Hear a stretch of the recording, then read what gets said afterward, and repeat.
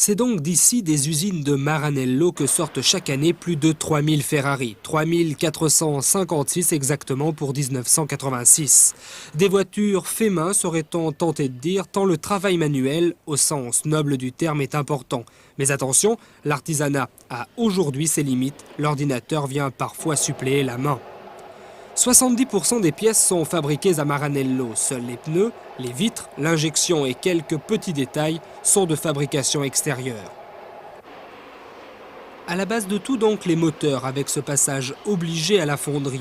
Un alliage d'aluminium porté à 600 degrés est ainsi versé dans ces moules afin de donner carter de transmission, culasse, toutes les parties vitales en fait.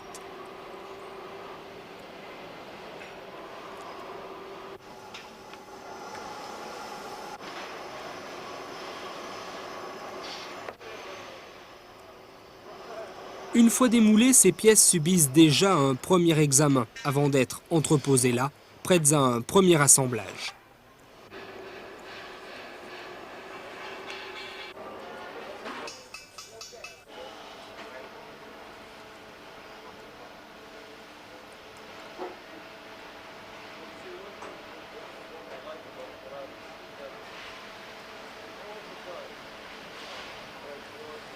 Innovation donc dans les usines Ferrari avec toute une chaîne de montage informatisée. Il ne s'agit pas d'une petite assistance par ordinateur, mais bel et bien d'un système de pointe mondiale.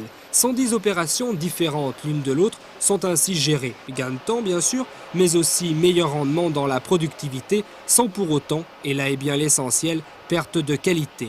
Toutes ces opérations informatisées ne concernent pour l'heure que les moteurs.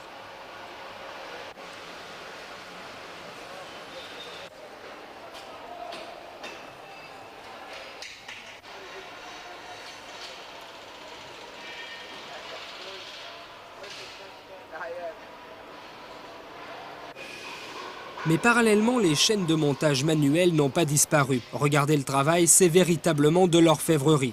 Ces ouvriers complètent le fabuleux V12 de la Ferrari 412, mais aussi le 12 cylindres à plat de la Testarossa et le V8 du reste de la gamme.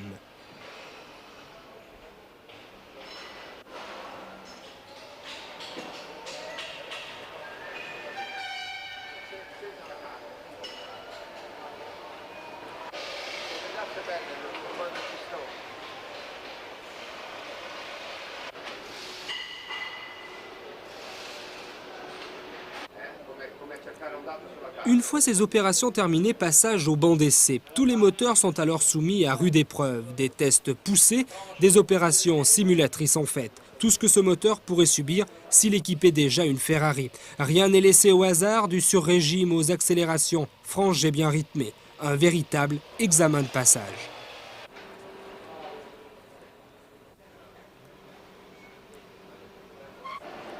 Tout est au point côté motorisation, on change donc de bâtiment pour suivre l'évolution de la carrosserie.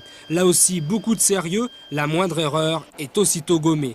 2 couches anti-corrosion, puis 9 couches de peinture faites à la main. Et si un petit problème subsiste, on efface tout et on recommence, qu'il s'agisse d'une peinture mal terminée, mal séchée ou alors d'une carrosserie légèrement déformée.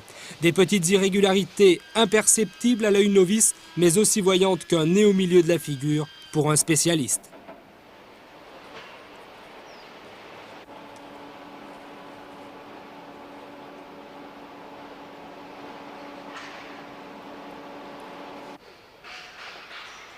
L'assemblage retient lui aussi les attentions, tout comme le positionnement du moteur, ici un 12 cylindres à plat sur une Testarossa.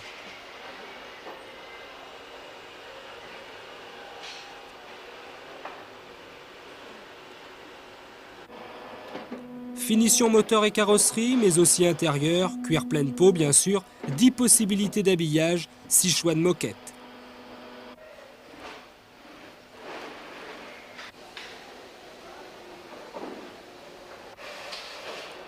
Ces Ferrari sont en partie terminées, dernier réglage, tout est recontrôlé. Une nouvelle fois, rien, absolument rien, n'est laissé au hasard.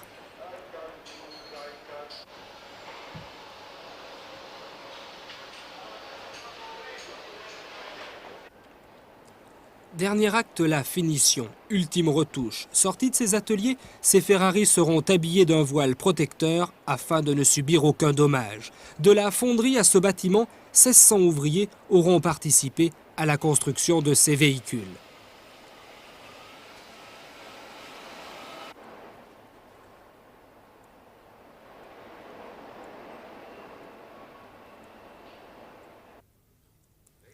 Fin de cette visite, une Ferrari est née, un nouvel enfant marqué du Cavallino Rampante.